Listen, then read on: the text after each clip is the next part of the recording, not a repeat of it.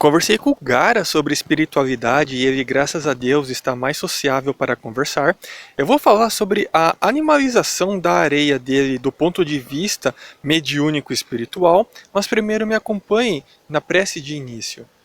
Façamos todos os nossos esforços para que esta seja a nossa última reencarnação aqui neste mundo e sermos merecedores de encarnarmos em lugares mais felizes na próxima vida, porque aprendemos a perdoar e a amar. Amém.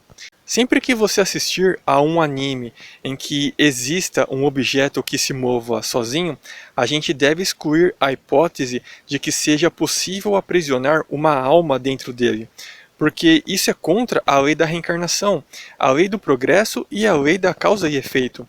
Então, a gente analisa 3 fatores. Primeiro, se está presente a animalidade por uma influência de uma consciência extrafísica, ou seja, um espírito desencarnado.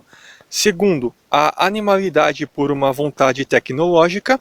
E em terceiro, o que se deve a uma mediunidade de efeito físico, que é onde faça mais sentido que o Gara esteja. Bom, o primeiro fator, a animalidade por uma consciência extrafísica, nada mais é do que um objeto se mover porque um espírito deu causa a isso. Mas não porque ele está selado ou aprisionado, como inúmeros animes erroneamente mostram. Um espírito desencarnado pode facilmente, por exemplo, mover alguma coisa misturando 3 tipos de energia para dar uma espécie de semivida a um objeto inanimado. E isso você encontra no Livro dos Médiuns, do Allan Kardec.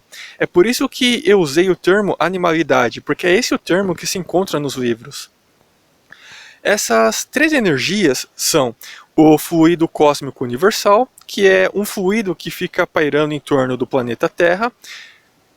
E energia, ela pode ser modulada, transformada, sofrer variação, etc. E ao entrar em contato com a nossa atmosfera, ela se mistura com a nossa bioenergia. É tanto a nossa de espíritos encarnados quanto a dos espíritos desencarnados. O espírito pega esse fluido cósmico universal pairando em volta da Terra, mistura com a energia dele e mistura com o ectoplasma de alguma pessoa com um pouco mais de mediunidade que esteja por ali perto. Isso resulta em uma semivida para aquele objeto se mover. Na prática, quando um espírito zombeteiro que não tem mais o que fazer quer assustar a uma pessoa, ele faz toda essa movimentação energética e derruba, por exemplo, um copo na cozinha ou esconde a chave do seu carro.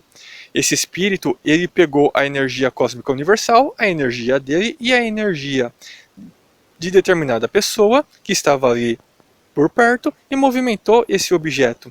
Movimentou, escondeu, enfim, transportou. Com aquela quantidade de areia do Gara, acho que seria um gasto muito alto de energia para um espírito ficar acompanhando ele e fazer toda essa manipulação energética. Até porque ele está gastando a energia dele também, quando o espírito desencarnado faz isso. Como que o Gara fica gastando a própria energia dele conscientemente para mover a areia, não faz sentido que ele esteja nesse primeiro fator. E antes que você diga que a areia está sendo manipulada pela vontade do espírito da mãe dele, você só está analisando o ponto de vista material da fantasia exagerada do anime. Não na visão espiritual. Se for para aprisionar um espírito desencarnado, isso só seria de alguma forma possível se ele estivesse nas profundezas do umbral. Porque como a matéria é lá e os espíritos vibram na mesma frequência, com a tecnologia e conhecimento dos cientistas das trevas, isso seria possível. Não na nossa matéria, da crosta aqui da Terra.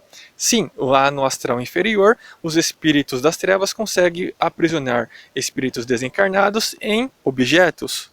O segundo fator é o da animalidade por uma tecnologia.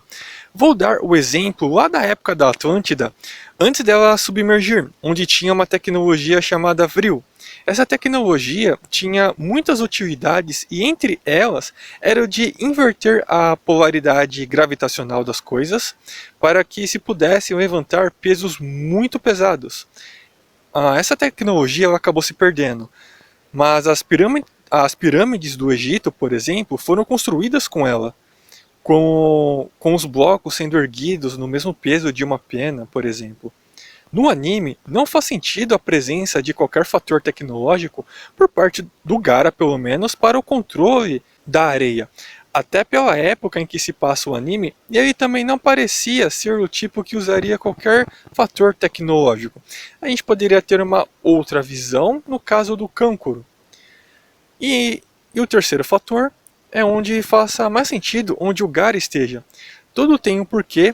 E o que se entende por extraordinário respeita as leis da física, porque ação e reação é uma das leis de Deus. As leis do homem se ramificam das leis do Criador e ação e reação é uma delas. Como é que o Gaara consegue dar carga de energia para a movimentação da areia? Simples, ele é um médium de efeito físico. E tanto no nosso mundo quanto em inúmeros animes e mangás está cheio de gente assim. Empurrar um objeto, atrair um objeto, criar um objeto, são muitas as formas de manipulação de matéria condensada. Na prática, por exemplo, nós vemos muito disso no uso desse eletromagnetismo para a cura. Lá no Castlevania, a espada do Alucard se movia sozinha, certo? O motivo é justamente a paranormalidade do cara. Não tem nada de mágico ou fantasioso. O anime do Tatoeba, onde tem uma menina que usa um cinto e esse cinto se move sozinho para proteger ela. Tem a mesma lógica, mas erraram ao querer colocar essa ideia de que um espírito possa estar selado dentro do cinto, ou seja, dentro de um objeto material, para querer proteger ela por conta própria. Tudo tem um porquê, como eu falei, e quando você leva para a ótica espiritual, principalmente nas questões de ação e reação, você realmente entende melhor as coisas. O que parece ser uma coisa totalmente impossível de se acontecer, você descobre que nada mais é do que ação e reação. É natural que se dê um nó na cabeça quando você tenta lembrar da cena da areia entrando na testa do Gaara, onde fica a tatuagem do amor. Porque alguns absurdos têm que acontecer para que os autores consigam dar andamento na história quando não se explica a realidade espiritual. E a maioria dos protagonistas shonen são médiuns e paranormais. O Yugi, por exemplo, é um médium de incorporação. O Yo, do Shaman King, é, por exemplo, um médium de clarividência. A Anya, do Spy Family, é paranormal de psicofonia e por aí vai. Beleza? Me acompanhem na prece de encerramento. Cada uma dessas pessoas são nossos queridos e amados irmãos, e aos irmãos nós damos apenas o nosso amor. Muito obrigado por ter ouvido até aqui, fiquem todos com Deus.